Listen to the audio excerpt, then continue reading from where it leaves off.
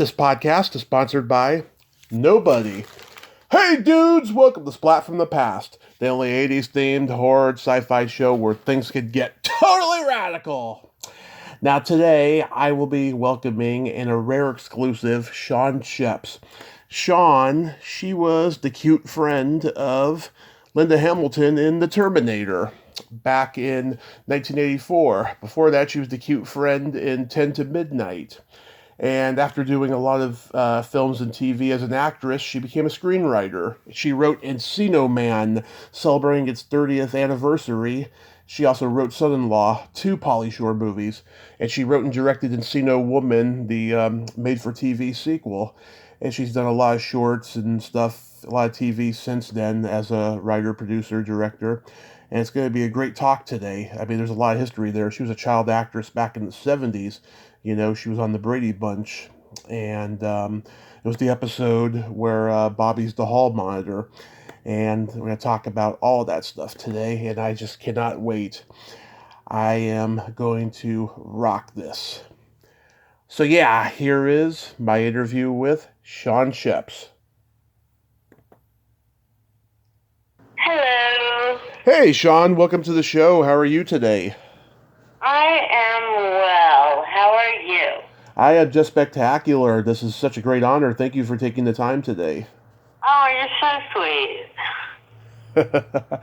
So, going back in time, I know that you were a child actress. What age did you start gravitating toward acting? I think at like 5 or 6. Mm-hmm. Were your parents in the business? No.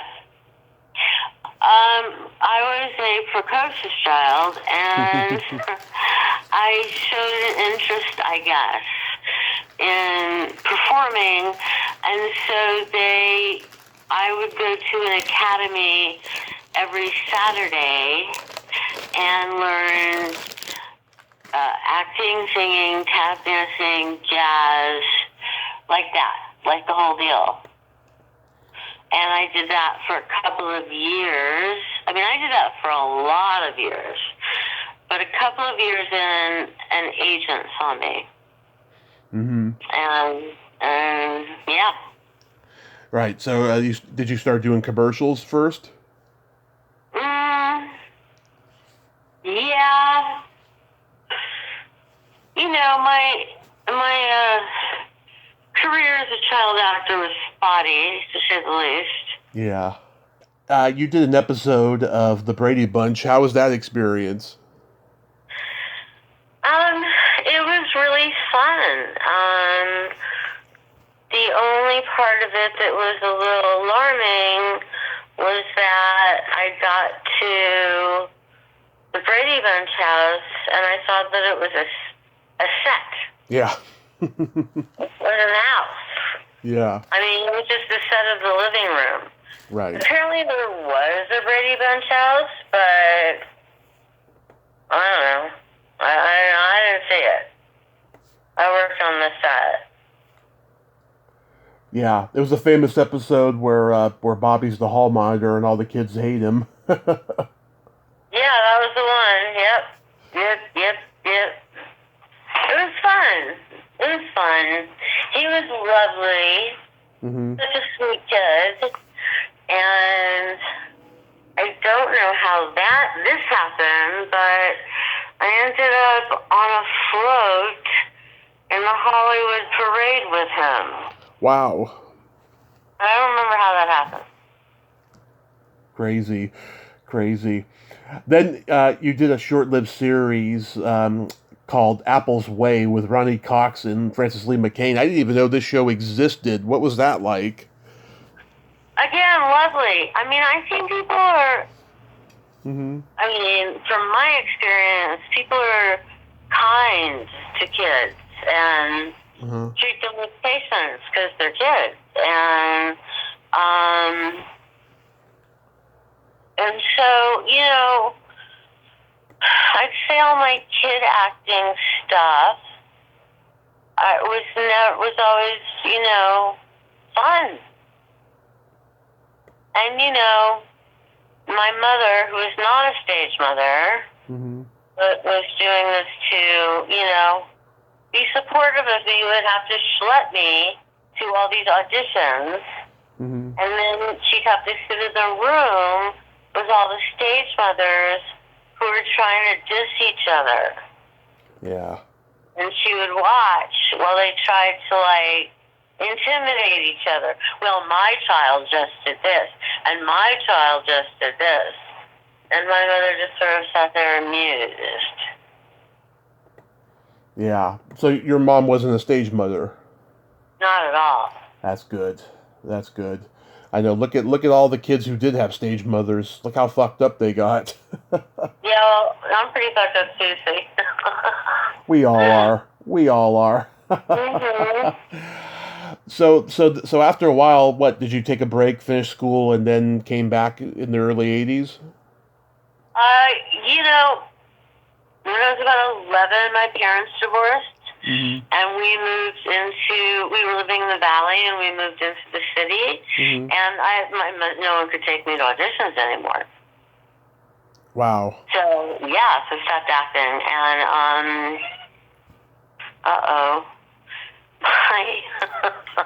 You okay?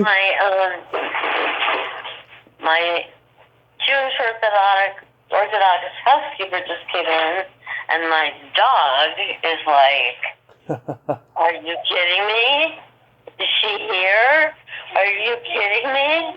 Let me out of the room so I can see her. Anyway, so then I went to college for 9 months, and because I really didn't have a degree. Right. I barely graduated high school. UNLV was the only school that would take me with financial aid. So I packed up and drove down there and went into the acting department. And I believe in one of the first classes they had us being trees. Right. And so I said to the teacher, I'm like, look, dude, I'm growing a professional actor. I've been studying my whole life. And he's like, okay, well, that's okay. We'll put you in the next, bump me up to whatever the next level was. But, 6 months in Vegas, not going to school, I realized I was wasting my time, and I needed to come back home and start acting again. I did. And then you get cast in the Charles Bronson movie 10 to Midnight. Yeah, I did. Yeah. Was that a lot of fun? It was a low dose. The guy who I guess I was in the scene with he was the sociopath. Yeah. He was really nice for a sociopath. Andrew Stevens. And I did that. Yeah.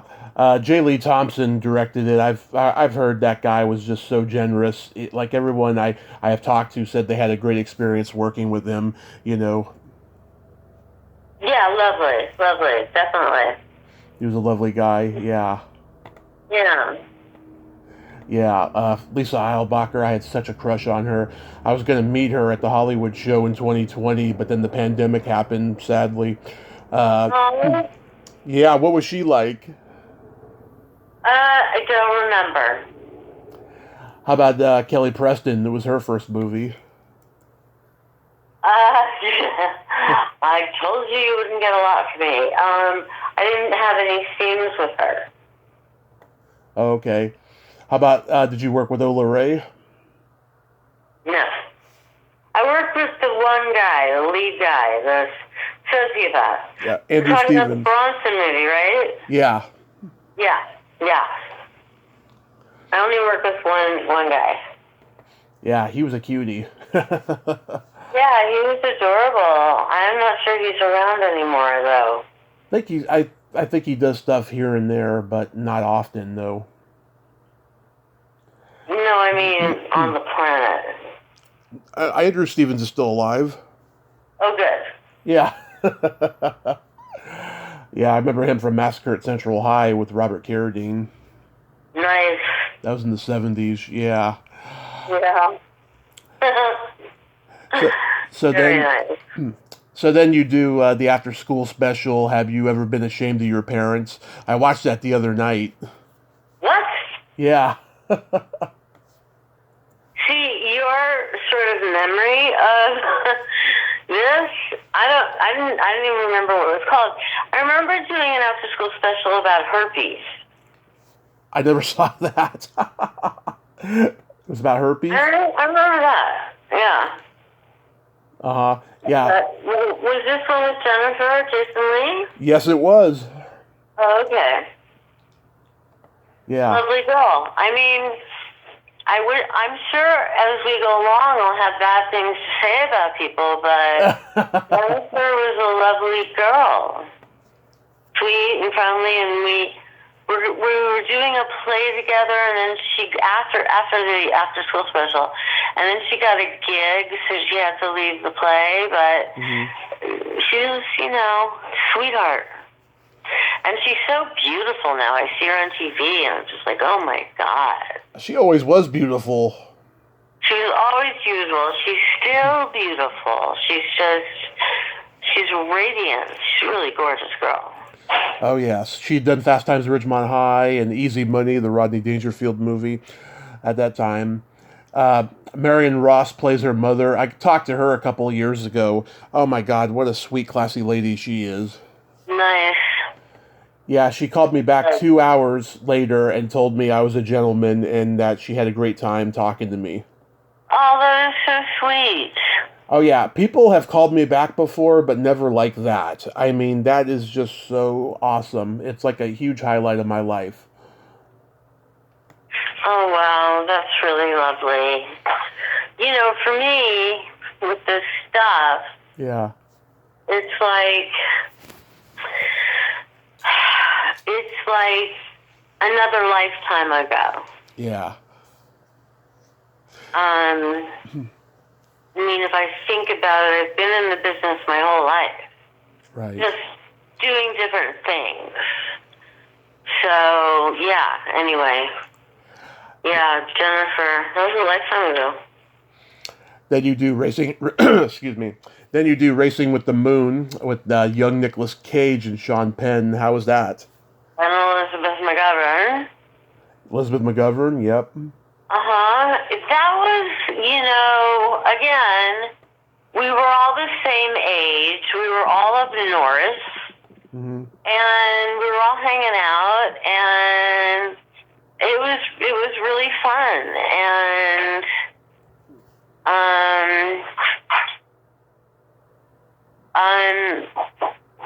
yeah, and I remember Valley Girl was opening. Right. And so Nicholas didn't get to see it, so we all went together with Nicholas to see Valley Girl in a movie theater up north. Yeah, I love that movie. My son was in character, so I can't really say much about that. Elizabeth McGovern is one of the sweetest women in the world. Yeah, gorgeous too. Remember she had done Once Upon a Time in America? Oh, yeah. Yeah. So gorgeous that there was this scene where we were skating. Mm-hmm. The skating rink. And Richard Benjamin was like, okay, and when this happens, I want you all to look at the really pretty one. Yeah. Elizabeth. And he was like, oh my God, I'm so sorry, Shawn.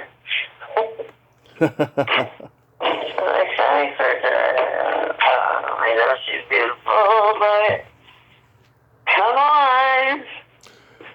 Did you work with Rutanya Alda, who played Sean Penn's mother? Did I what? Did you work with Rutanya Alda? I didn't. Yeah, she played Sean Penn's mother. She's been on the podcast many times. I adore her. I did hang out with, oh my god. She was so cool.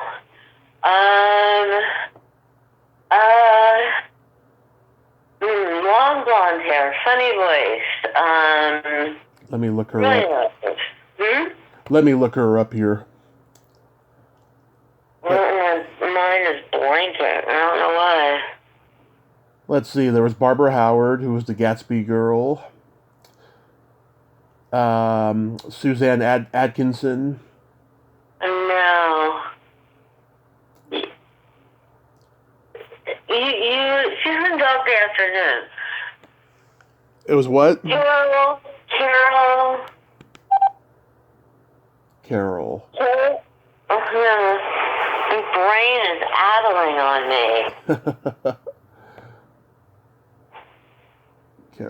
Carol. Let's see, there's Kate Williamson, Paige Hanna. Yeah, she was on Taxi. Oh, Carol Kane, of course. Yes. She was so nice and funny and cool and really great to hang out with. Yeah. Richard Benjamin directed. He was coming off of My Favorite Year. What was he like as a director?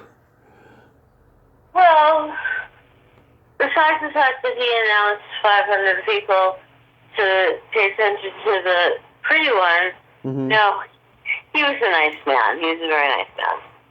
He was an easy director. He was just, I don't remember the name of the cinematographer, but he went on to do, may have gone on to direct. He was very good. So it was a very clean set, where everyone seemed to know what they were doing. And I'll say that about that. Okay.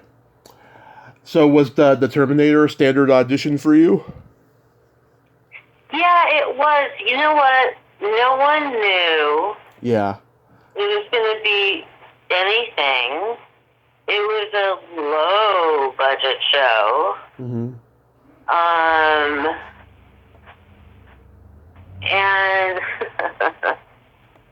I remember when we had to do the wardrobe, Anyway, the wardrobe girls were talking about Arnold. Right. And we were talking about how Arnold said that he had a small package and small balls. Because of all the weight training. Not surprised. They were just giddy over that. Oh my God, that's freaking hilarious. Yeah. And I'm like, why are you telling me? But okay, I'll take it. Yeah. By this point... was very sweet. And what's his face? The director.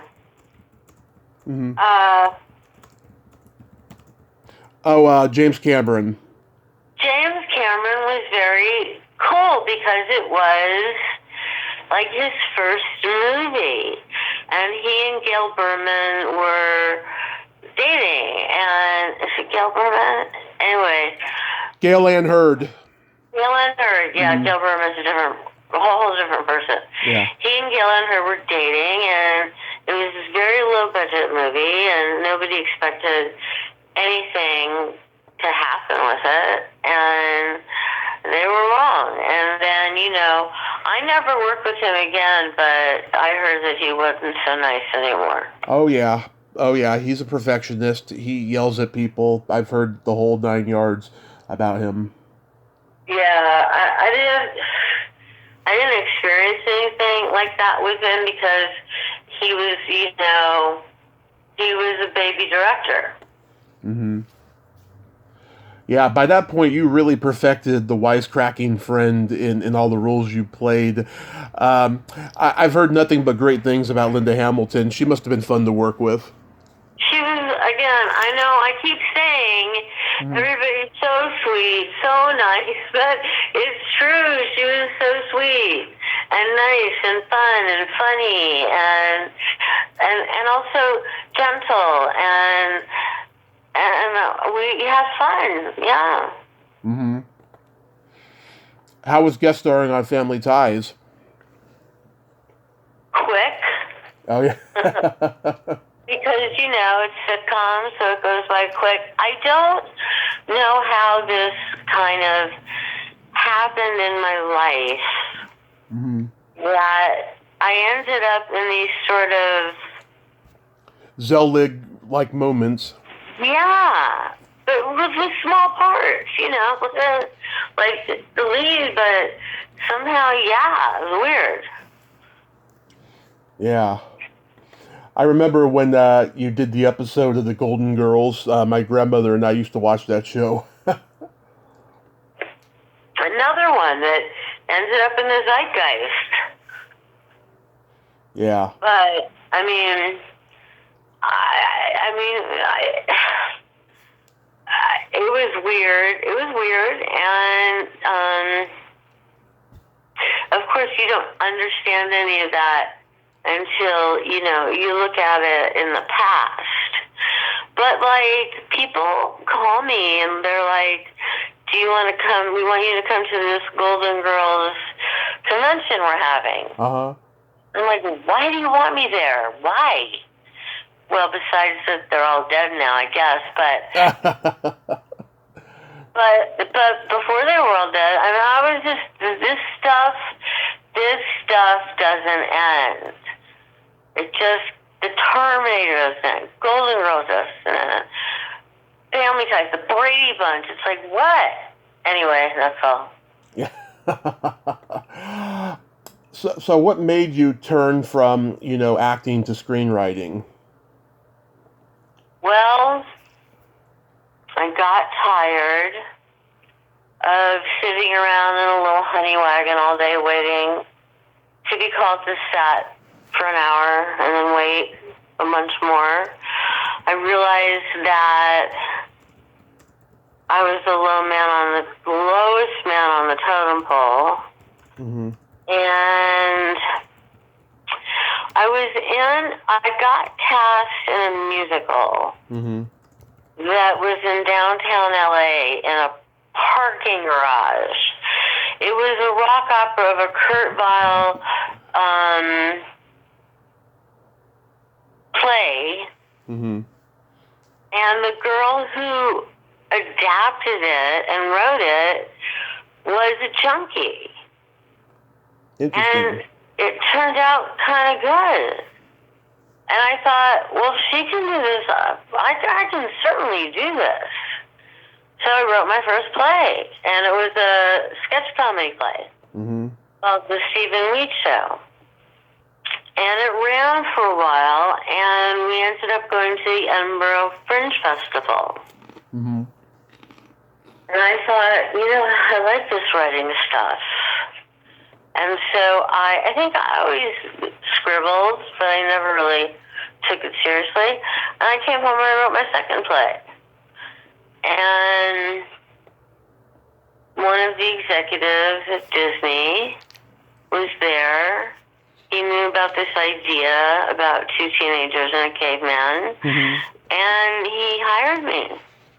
He gave me a 3-picture deal off this play. Wow. It wasn't that good, my second one. Wow. So the story of Encino Man was already planned, and they just hired you to write the script? Well, I was already writing it. Uh-huh. But we told them that, but I never gave it to them. I started from scratch. Mm-hmm. So it was like all of a sudden, had been broke since I was 17 on my own. And all of a sudden I wasn't broke anymore. And everything changed. And for me, it felt very isolating because of, like, the people that I came up with. Mm-hmm. I was the first one to break, and then others broke after me. And it was like a domino effect. But, yeah, it was weird. Yeah. Oh my God. My dad took me to see this movie 2 weeks before my 9th birthday. It was the night after Johnny Carson retired, I remember. And we fell in love with that movie. I mean, we knew Pauly Shore from MTV, Sean Astin from The Goonies, but we had no who the fuck was Brendan Fraser at that time. You know, this movie launched him big, you know? Yeah. Yeah. Yeah. I Good mean, guy. yeah, I mean, there's great chemistry between the three of them in this movie that is just unparalleled. It was just perfect casting. Yes, they worked really well together. And I found Brendan because we were looking at tapes of auditions, and I was sitting in the office looking at tapes of auditions, and I saw Brendan, and I was like, whoa, I'm like, you guys have to come see this guy. And they did, and that's what happened. Yeah.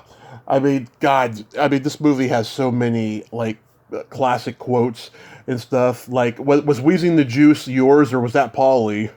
Polly's, I cannot take credit for something that was Polly's. Yeah, oh my God, it's the funniest part of the movie. But I do think you're the one who came up with "I'll be back" because of the Terminator. Right. Yeah. Yes.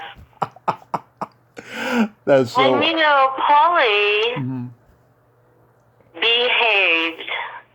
He annoyed the shit out of me. Yeah. Because he acted like my, really annoying little brother. And he still does. Yeah. You're still close with Pauly? You talk to him often? Not often, but enough, Mm-hmm. And he just, sometimes he'll write stuff. Like, he wrote this play. It was very good. It was very serious. And he was in it. And, it was like I saw him as a grown-up for the first time. But he still was my annoying brother. Yeah. Did you hang out at the Comedy Store a lot? I worked at the Comedy Store. Really? I didn't know Polly. Yeah. Mm-hmm. When I was struggling, when I was, auditioning and doing all of that, I worked in the ticket booth of the Comedy Store. So at around 1:30 in the morning, I was either listening to Sam Kinison screaming, Yeah. or Andrew Dice Clay doing his shtick. And I'm trying to count money and get the hell out of there. Wow. So what years was this? Like 86, 87, somewhere around there? Somewhere in there, yeah, in the 80s, yeah. Were you there when Mark Maron was the doorman? No. No. I know you love Mark Maron. I love him too. Yeah. Yeah, because I've talked to a lot of the guys that were there during that period, and they talk to me about how that was the go-to place for cocaine and all the craziness. Oh, big time. Yeah. I spent half my salary on coke. Yeah.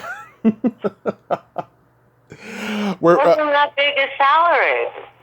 Yeah. What was Don Barris there? Don Barris. Yeah. I don't know, because I was in. There were two rooms. There was the main room and the OR, the original room. Right. I was in the main room. Mm-hmm. So and you're just stuck in a black box. Yeah. All night. So it's not like you sort of.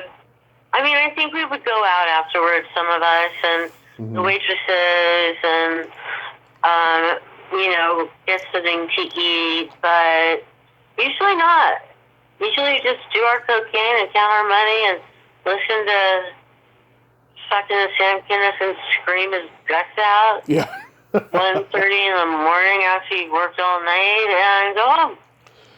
Yeah, Sam, Carl LeBeau, Alan Steven, that whole crew. Yeah, that whole crew. Yes, Jo- that whole crew. Joey And Gaynor. I know everybody loves Sam and says he was really nice, but he was not a nice guy to me. Oh, Because he he wasn't a would lot. bring people in Yeah. and, not pay for them, and I'm supposed to let them in, and he would threaten me. I'm going to tell Mitzi or Oh yeah. whatever. He wasn't nice to me. Oh yeah. No. Were you working there when Corey Feldman was hanging around? No, I don't think so. Yeah. No. That could have been after my time. I'm not sure. Yeah. So back to Encino Man, I love like the Latin bar scene. That scene is so freaking funny. The cheese is old and moldy. Where's the bathroom? Yeah, that was fun. That was fun scene. There were Yeah, the so Latin guys. go ahead. The Latin guys in there, they were a comedy group. Oh yeah? Yeah, that got hired, but I think George Saloon's producer was like, well, this is perfect. Latin comedy group. Mm-hmm. Let's put down in the Latin bar. And I don't think their parts were as big as they had hoped. Mm-hmm. Yeah, with that song, too sexy for my party, too sexy for my party. That song was huge at the time. Mm-hmm. Yeah, one of the biggest laughs in the movie for me is when Marion Hartley takes his necklace and says, "Oh, that's so beautiful. Is it old?" And then they're all trying not to laugh. Right. That's freaking funny. Yeah. Were you satisfied with the way the movie came out? Absolutely. Mm-hmm. I think it was exactly what it was supposed to be. Mm-hmm. And again, another low budget show. Mm-hmm. But again, directed and produced in a really clean way. It was all very, professional, and everyone did their jobs. And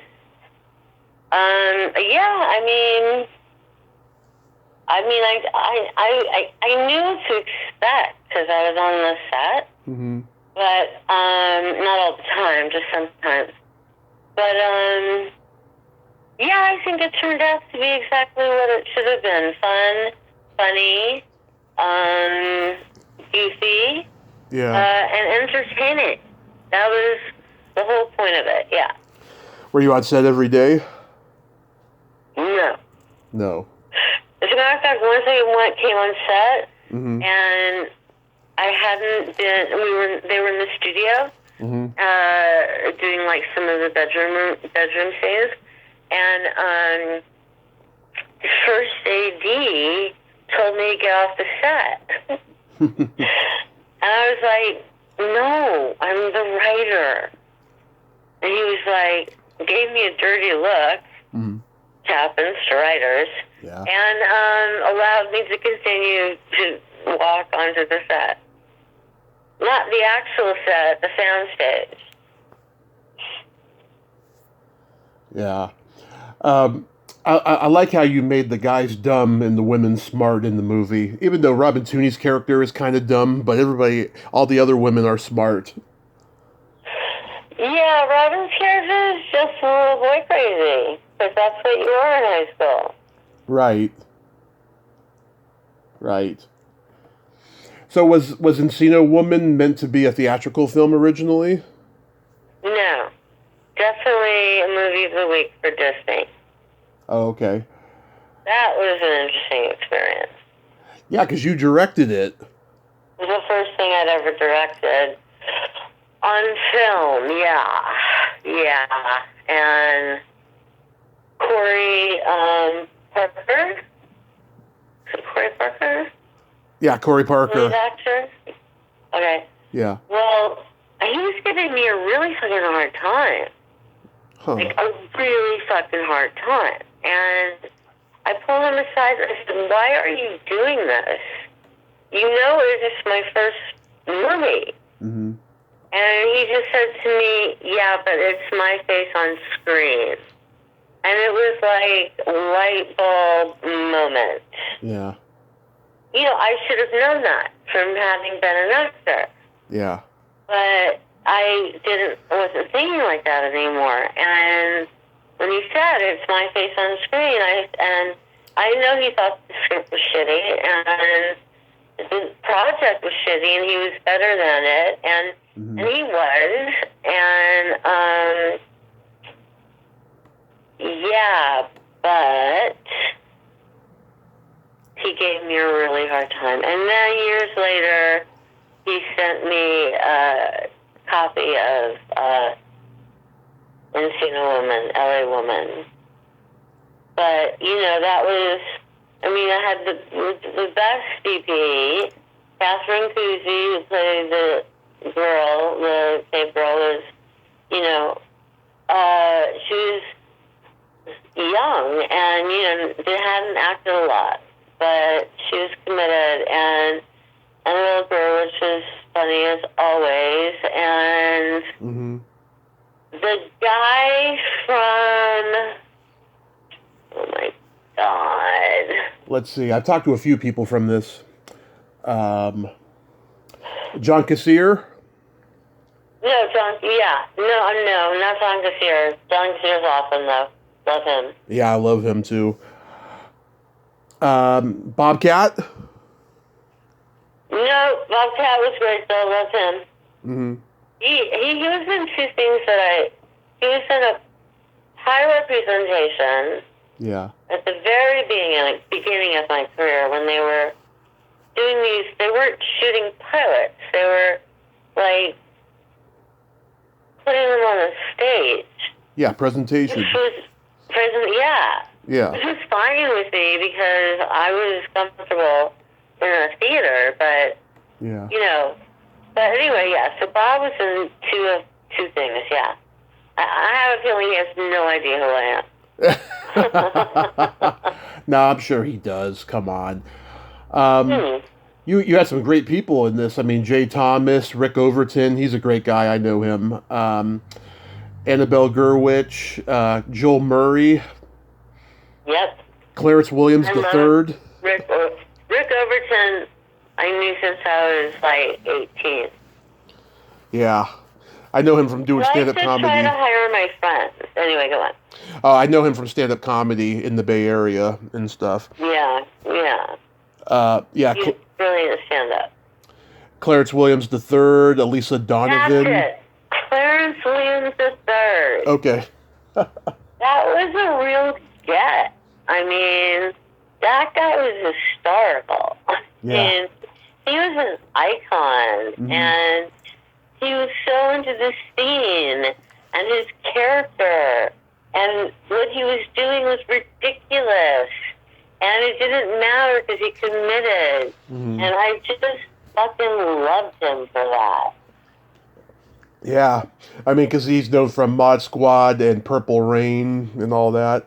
Yeah, to this, you know, dumb Disney film, which I don't think was so dumb because it was shot really well. Russ Alsobrook was the cinematographer, and he did an amazing job with it, and it looked good. And I had sort of like,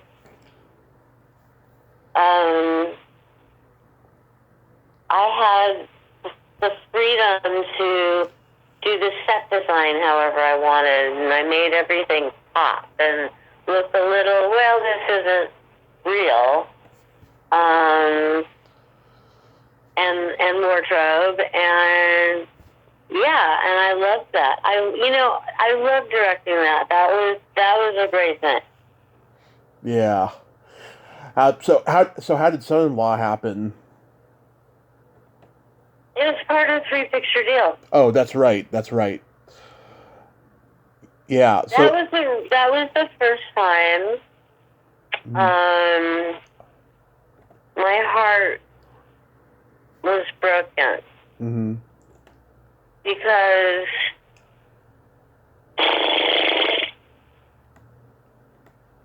I had William Fairfax Barr and Adam Small in the Stephen Weed Show. Nice. Fax had directed it, and Adam I knew from high school, and I was like, write yourself something. And he did. It was, I said, I need to be a cult leader. So write yourself a cult leader kind of Tony Robbins thing. And he did, and it was great. And then those two guys decided to become writing partners. And so, see, this is the stuff in Hollywood that is not good. This is where it goes to the dark side. Oh, yeah. And so I was rewriting Son-in-Law, and I was rewriting the structure, and I said to them, hey, why don't I ask the studio if you guys can punch up the jokes? And then you'd have your first professional WGA job. Because they were my really close friends. And the next day I was fired.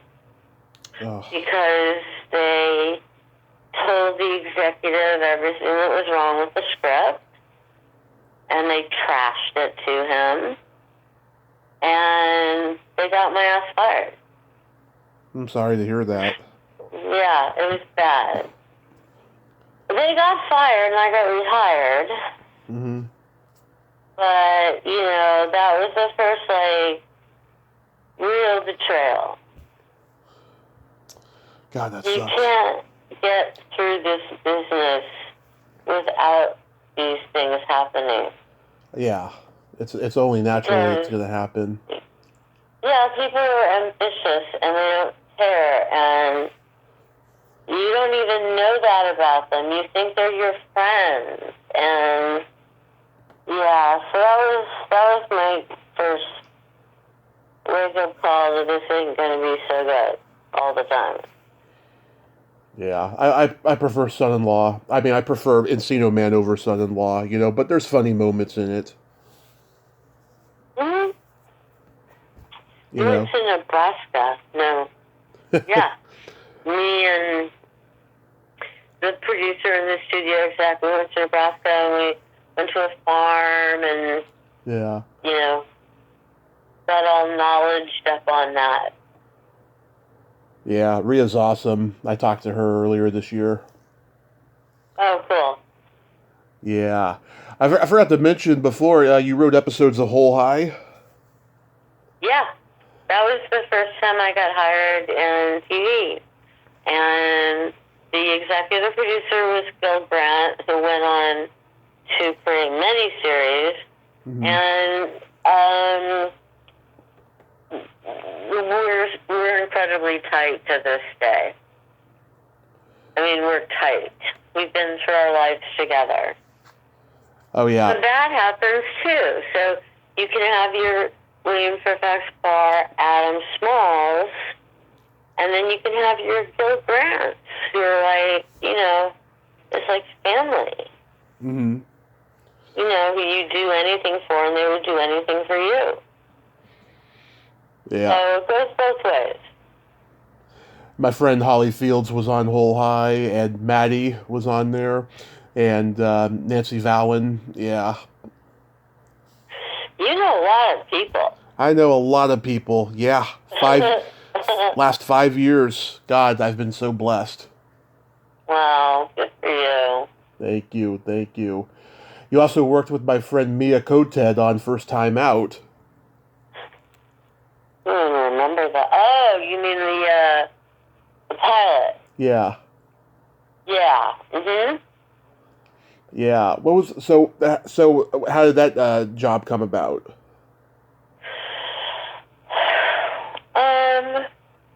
Was that with Lisa Ann Walters or Jackie Guerrera? Let me look.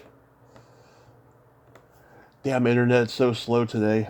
That's why we're having issues. There's Roger Garrett was a writer here. There's a I mean, actress. Was it Lisa Ann Walter or Jackie Guerrero? Jackie Asleep. Guerrero was on there, yes. And there was Leah Remini, Tracy Villar. Yeah, I only wrote the pilot for her show Yeah. because I wrote a pilot before her show Mm-hmm. with stand-up Okay. named Lisa Ann Walters, and it was a disaster. Okay. And so I didn't want to be on staff. I just, like, I'll write the pilot. And she was lovely, of course. And, but, yeah. So there was that. Well, that's where you met Genji Cohen, and then you did Weeds with her later? No, I didn't meet her then. Oh, okay. I only met her when I did Weeds. Okay, it was just a She coincidence. is not my favorite person. Really? Really. I have a feeling I'm not the only person who she's not the favorite person of. You're the first one I've heard that from. Really? Yeah. Wow. Then that's fear. Yeah, that's interesting. And that's people being afraid of being honest. Oh, yeah. Because, those people exist, trust me. Yeah, I mean, I thought we were friends, but then she started not showing up at places we had plans to go to, and then she shut down with postpartum depression, and she let Roberto Benaby, who is the co-executive producer, kind of take over her show. Mm-hmm. And she had a bed in her office.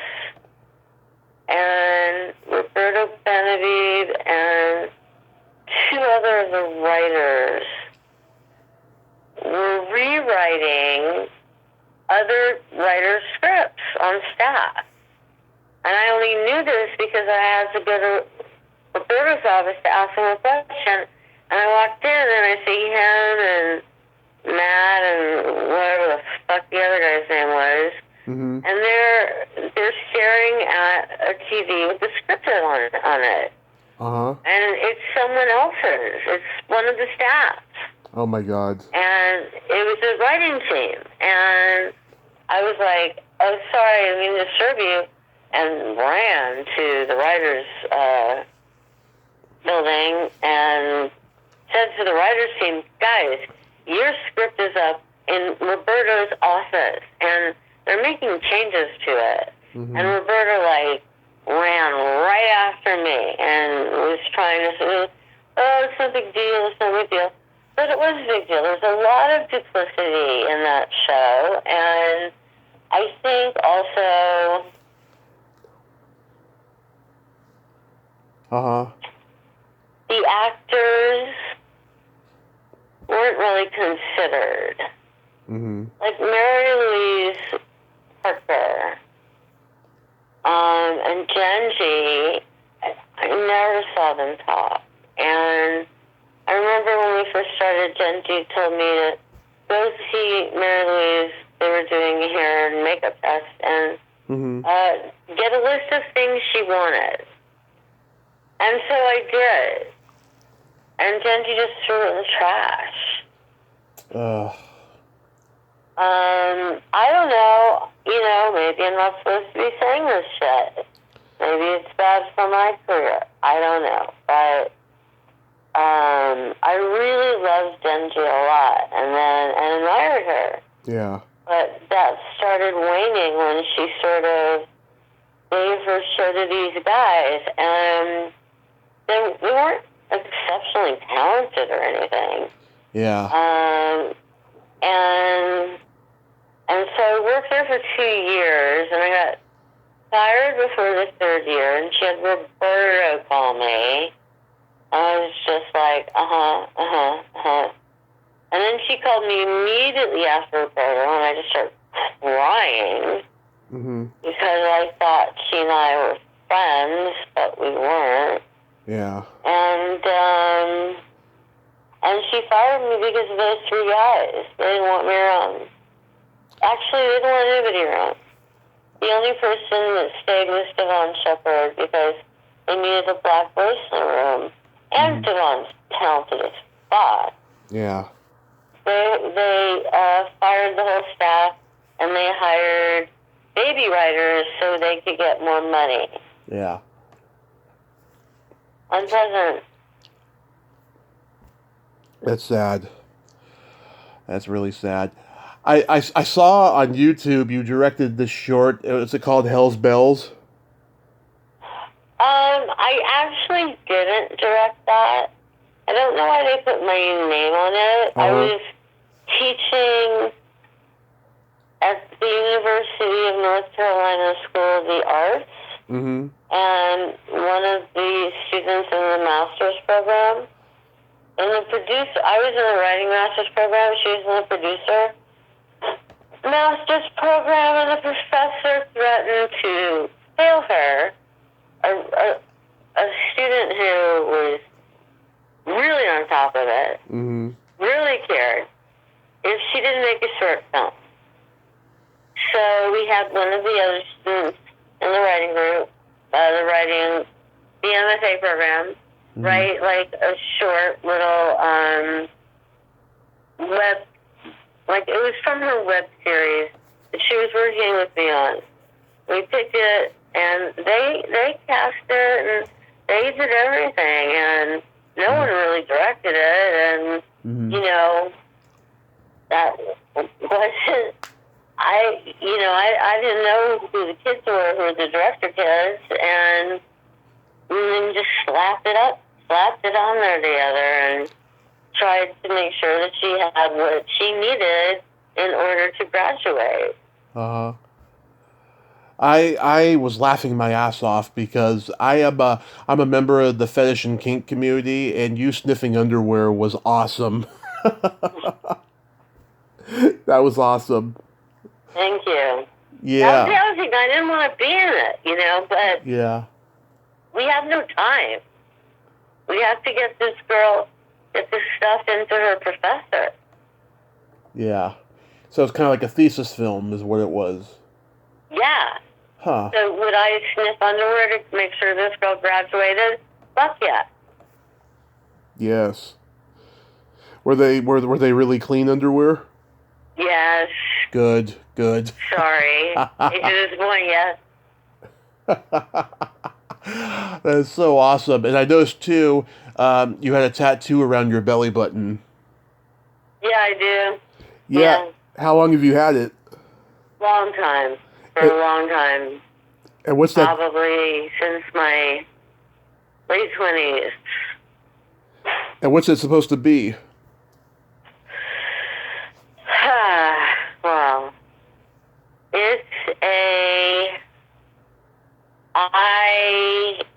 because I was a kid actor, I got weighed every Sunday by my parents and yelled at. And I grew up really hating my body and my stomach especially. And so I thought if I put something decorative around my stomach, like a tattoo, it would be easier for me to look at. Nice. So I did. So what have you been doing lately? You have any upcoming projects?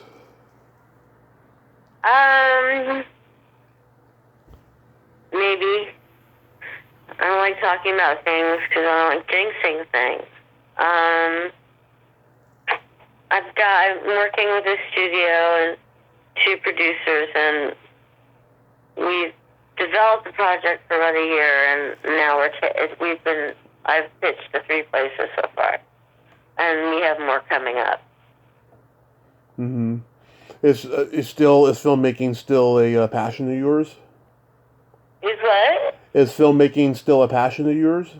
No. No. Because I wrote remember the girl I told you she was a junkie and she wrote the musical and blah, blah, blah? Yeah. Well, I wrote a script about what would happen if she had to move into my apartment. But it was, I changed a lot of stuff. Mm-hmm. It wasn't an apartment, it was a house, and it was a business, and it was her taking over my business and whatever. Basically, I believe the best review it got was this is the best movie about a red chair I've ever seen in my life. Because the red chair was the junkie's design that this straight girl took over and got really popular and in the furniture designing world. Anyway, I had tried to get it made for 10 years, and just, I don't know how it got in this girl's hands. Kristen, I totally, traumatically have blocked her last name out.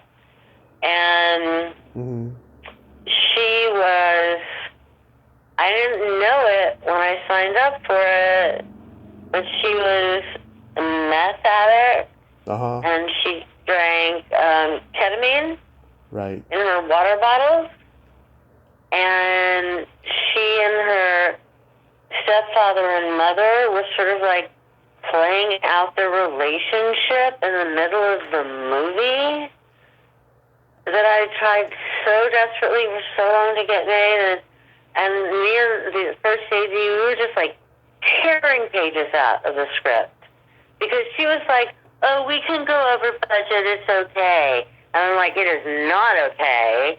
I got to get out of here. Everyone's got to get out of here. She stopped production one night and read a letter to the crew about how she wasn't hanging them because they scratched the floor. And I'm standing next to the stunt coordinator, and he looks at me and he's like, never in my career. And she was just doing everything she could to make the movie continue. And I was doing everything I could to make it stop. And the two leads did not like each other, and the Bond people kept showing up because of the stuff she was pulling. And then, I didn't have an editor. She didn't get me an editor. So I didn't have an editor for the beginning of the shoot. So, they're supposed to sort of put stuff together, assemble. And I just took whoever I got, and I didn't get it. I got a weak editor, and the movie's indulgent, and I don't know if, one day my first AD ended up in the hospital because she couldn't stop throwing up because of this woman breathing down her neck. And Kristen Masters, that's it. Kristen Masters. I think she changed her name and became someone else. I don't care. That was a heartbreak. That was definitely a heartbreak. And, the movie, which the script was called Cat and Allison Are Having a Bad Week.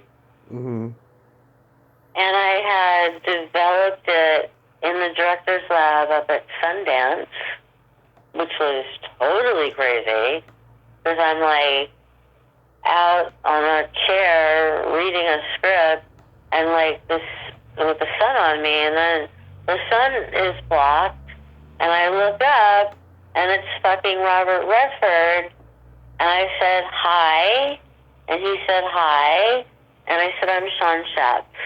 And he said, oh, I know who you are. And I was like, that's me. And I work with John Landis, and I work with, there were so many people that were working up there. So I had it in with Sundance, but she showed up at the film at Sundance with the sores on her lip and her crazy meth behavior, and I can't save the film would have made it in anyway, but she nailed it.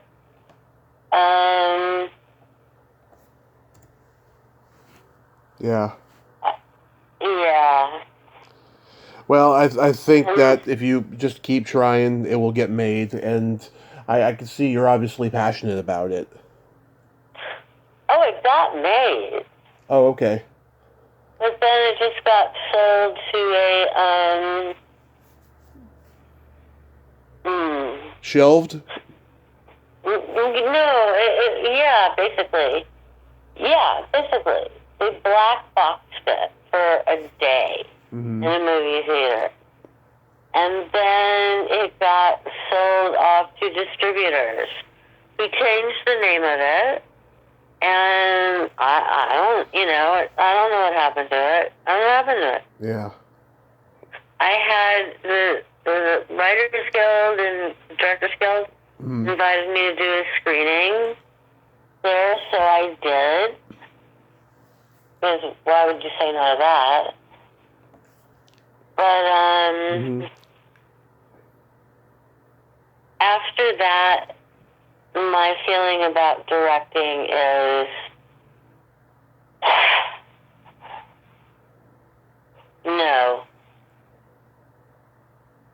Like the project I'm working on now, I'm creator. Would I ever direct an episode? Probably not. Not after that. But yeah, so I have a big old thing in the works, and we're trying to get it sold, and doing our best in front of the buyers, and that's all you can do is your best. Yes, you can. Absolutely. Shawn, thank you so much for coming on today. You told me a lot, so don't worry. I got a lot out of you. I'm surprised. I never talk about this stuff to anyone ever. Well, people people get comfortable with me. I don't know why, because I'm just some guy. Yeah, but you're sort of warm and inviting and curious and intelligent and all those good things. Oh, thank you. That means a lot coming from you. And you're still cute, Shawn. You really are. Thank you. Of course, of course. You have yourself a great day, and be safe out there, and happy holiday season to you. You too, and you be safe as well. Thank you so much. Okay, take care. Take care. Bye-bye. Bye. Well, there you have it. Shawn Schepps. Ain't she a sweetheart? Oh my God, what a great lady, huh? And great stories there. The fucking technical difficulties, though, drive me crazy. 2 guests today, technical difficulties. It fucking sucks. I hate the wind. I hate the winter season. Oh well. Well, until next time, this is Tommy Throwback Kovac saying there's no shame in living in the past because the present sucks. Later, dudes.